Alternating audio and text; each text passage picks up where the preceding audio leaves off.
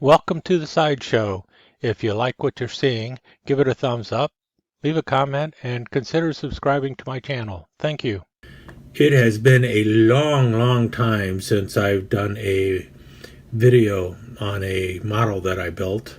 I have been working on a couple models, and they've all kind of stagnated. Hopefully this will give me a reason to jumpstart and get moving forward, especially considering there is a Tom Daniel group build this year that I want to work on.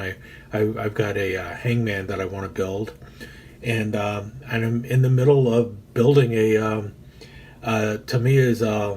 Volkswagen, and I've already got it painted and everything. All I got to do is start putting it together, and I just haven't done it. Now, for those of you who are unfamiliar with my circumstances, I mean, I like many of you, I work full time, but I also have another YouTube channel, and that channel is Knife Chats with Tobias, and I have content coming out on that channel on a regular basis, and that's why this channel is actually called Toby's Sideshow of Scale Styrene, because this is not my main focus, but I have been a model builder since I was like 6 or 7 years old, and I still do love building models, and I've got quite a few that are built. And so what I thought I would do is start showing some of the kits that I've actually built, seeing how I can't really show you kits that are in the process or that I've recently built. I'm going to show you some of the older ones as an attempt to resurrect this channel and get some content flowing again. And what better way to begin than with Igor Rising. I built this probably about 6 or 7 years ago, maybe a little longer. And it's, as you can tell, it's the Hunchback of Notre Dame. This was an original casting, one of the first kits that came out. This wasn't a reissue or anything. I got it at a garage sale, but it was in such poor shape that really the only part that was salvageable was the upper torso and the little whipping stand that he was on. So the legs were totally messed up. All of the ropes were missing and everything else. So it was like, what can I really do with this? And I saw it and I thought, well, I've got a good upper body. Maybe I can do something with that. And then the idea of putting him climbing out of a grave. We're always hearing those things of somebody coming back to life, the undead and such. And so that's what we have here is Igor Rising. My thought is he was a guy who is trying to escape the law, went to a gypsy, and she gave him a potion to make him appear dead. And then when he got caught, they buried him. And the gypsy said, that's all right, we'll come and unbury you before the potion rubs off. But the gypsy, in the meantime, decided to skip town. So he had to get out of his own grave by himself.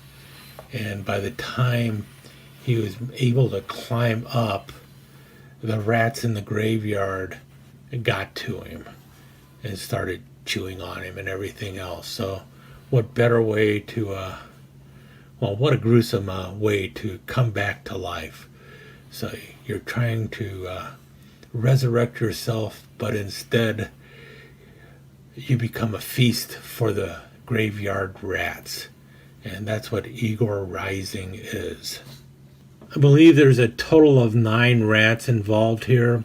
And these rats came from a couple different Aurora monster models, but mostly they came from one of those Aurora customizing monster kits or monster customizing kits that had all the accessory parts in there. The skull itself, though, this is actually off of the Nosferatu by Monarch. I think a couple of these rats are also Monarch rats. But as you can see, the actual Hunchback. That's one of his arms. It's actually been cut loose and then put into the ground. Same here. The arms are not attached to the torso. They had to be cut and then put into the ground. And then the Hunchback itself, it has been covered up with basically tissue paper to make a new coat and everything, so you don't see the back that was all whipped and everything. So instead, he's got a coat or something on, and then you see the nice gruesome part there, the eyeball being pulled out by the rat. So I drilled a hole, and then this is actually just stretched through, and then I actually got the eyeball painted on there and everything else. Not a fun way to have your eye removed, I'm guessing. And then the ear over here is being chewed on by a rat, and then all the other rats are around there. And then you've got a nice rat up here who must be the Rat King, who's telling everyone what to do. And the tombstone is also out of one of the customizing kits, and as you can tell, the back side of it has been filled in. So I used some different putties and stuff to fill this all the way in so that there'd be a back, because there was no back in there. Otherwise, you got railroad grass and railroad ballast for the ground here, and then I just painted it different colors, added some blood and such like that to it. The taller grass is actually hemp rope that has been spread out, and then it's just a black board that has been painted, or a board that was painted black for the rest of the setup for it. Kind of gruesome, kind of hideous, but it's kind of a fun thing to do, and one of my it became one of my favorite little monster scenes. I mean, how many other people have a poor unfortunate soul who meets an untimely, grisly death after thinking he's like going to be, resurrected and saved, only to be climbing out of his grave to be chewed up by rats. Any case, hope you enjoyed it, and I hope to be showing off a few other older model kits that I built while I continue to work on other kits. And see you soon.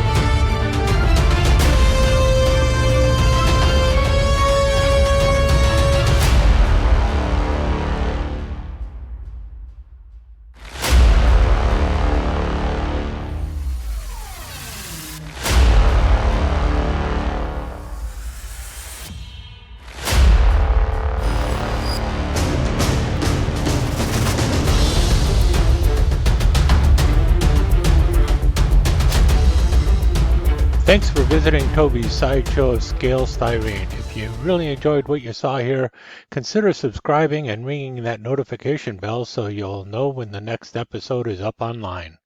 Thanks again for dropping by.